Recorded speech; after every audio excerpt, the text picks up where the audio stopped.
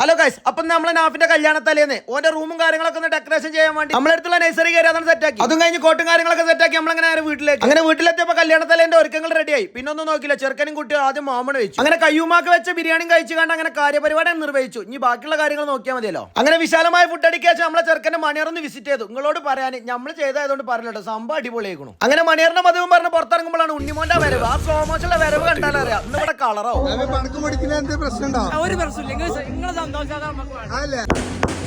അപ്പൊ പിന്നെ ആകാശത്ത് കളറായി, മിറ്റത്ത് ഗാനമേളായി. പ്രകമ്പനം കൊള്ളിക്കുന്ന ഗാനമേളക്കിടയിലും കാൽപന്തിനെ പ്രണയിച്ച ആഷിഖ് മോൻ സെബിറാക്കാക്ക് ഷെയ്ഖാന്റെ കൊടുത്തപ്പോൾ നമ്മുടെ നാട്ടിലെ വ്ളോഗറായ ഡിയർ മെക്കിനെ കണ്ടത്. അങ്ങനെ അതും കഴിഞ്ഞ് ചെക്കനക്കന്മാരെ പരിപാടി തുടങ്ങി.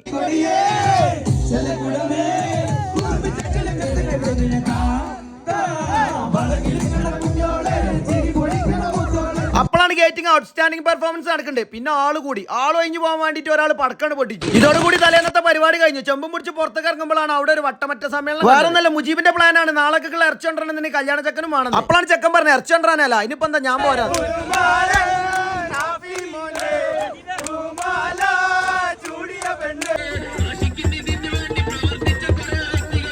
അങ്ങനെ വണ്ടിയിൽ ചെമ്പും കയറ്റി പാട്ടും വേദം പാടി പോണത് ഇറച്ചോണ്ടാനല്ലാന്ന് ഓന് മനസ്സിലായിട്ട്. മാസ്റ്റർ പ്ലാനിങ്ങിൽ അഗ്രകണ്യം നേടിയ ആൾക്കാർ ഓനെ പെണ്ണിന്റെ വീട്ടിൽ കൊടുത്താണ് ഓൻ മനസ്സിലാക്കിയത്. അപ്പൊ പിന്നെ പെണ്ണിന്റെ വീട്ടിൽ നിന്ന് മധുരപാനീയമായ ജ്യൂസും കുടിച്ച് ഞങ്ങൾ അവിടുന്ന് നേരെ എങ്ങനെ ഇറച്ചോണ്ടാൻ പോവാണ്.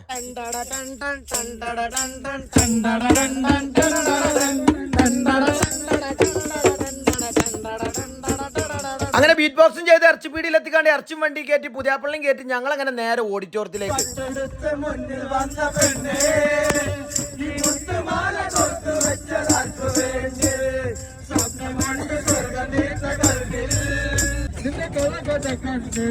അങ്ങനെ പൊടിപാറുന്ന ഗാനമേളയ്ക്ക് ശേഷം ഞങ്ങളുടെ നാട്ടിലെ മായസ് കുഞ്ഞുമോനായ മുസാഫിന്റെ ഗാനമേള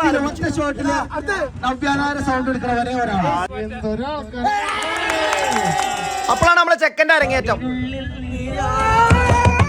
അങ്ങനെ നമ്മളെ ചെക്കന്റെ പാട്ടോട് കൂടി നമ്മൾ ഓഡിറ്റോറിയം എത്തിയിട്ടുണ്ട്. ഓഡിറ്റോറിയത്തിൽ നാളെ കല്യാണത്തിന് വേണ്ടിയുള്ള ഒരുക്കങ്ങൾ തകൃതിയായിട്ട് നടക്കുന്നുണ്ട്. അങ്ങനെ കയ്യുമാക്കാക്ക് കയ്യും കൊടുത്ത് നിൽക്കുമ്പോഴാണ് ഞാൻ ഈ നെട്ടിക്കുന്ന കാഴ്ച കണ്ടത്. പിന്നൊന്നും നോക്കില്ല, ഞാൻ അതിലൊരു പങ്കാളിയായി.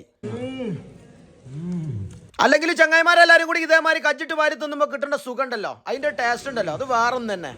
അങ്ങനെ കനത്ത പോളിംഗ് കരസ്ഥമാക്കുമ്പോഴാണ് ഭാവം എന്ന് കണ്ട് പറഞ്ഞത് നാളത്തെ പരിപാടി കളറല്ലേ. നാളത്തെ പരിപാടി കളറാക്കാനുള്ള ആൾക്കാരൊക്കെ ഇവിടെ ഫുഡ് അടിച്ച് കാണി സൈഡ് ആയിക്കണോ. ഇനി നാളെ കളറാക്കുമ്പോൾ കാണാം. ഇപ്പൊ ഒരല്പം ക്ഷീണുണ്ട്, ഒന്ന് ഇരിക്കട്ടെ, ബാക്കി കഥ നാളെ പറഞ്ഞുതരാം. Okay, bye bye.